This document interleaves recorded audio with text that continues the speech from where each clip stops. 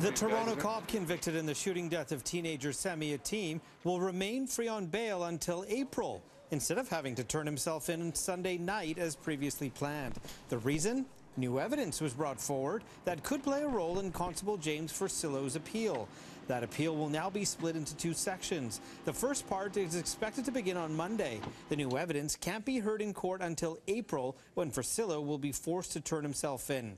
It's not clear what the new evidence is, but we do know it comes from a report put together by two doctors. Toronto lawyer Monte McGregor speculates the defense may be trying to prove Forcillo was suffering from PTSD prior to the shooting. My understanding is that it's a psychologist or a forensic expert, and one of their specialties is traumatology or post-traumatic stress disorder.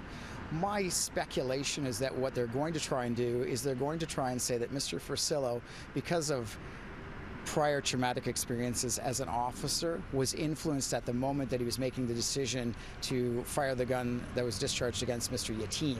So ultimately what they're looking at is they're trying to say that he was acting almost involuntarily, as if you're automatistic, like somebody that's having a seizure or somebody that's diabetic and having a reaction. Because they're acting involuntary at the time, or their mind is removed from it, it diminishes their legal culpability.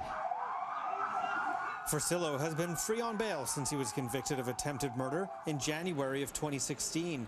Forcillo fired two separate volleys of bullets during an interaction with Yatim, who was standing on an empty streetcar 4 years ago.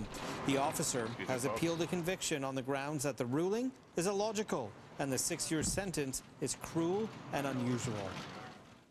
Now, jurors did find Forcillo not guilty of second-degree murder, ruling the officer was justified in firing the first volley of shots at Yatim.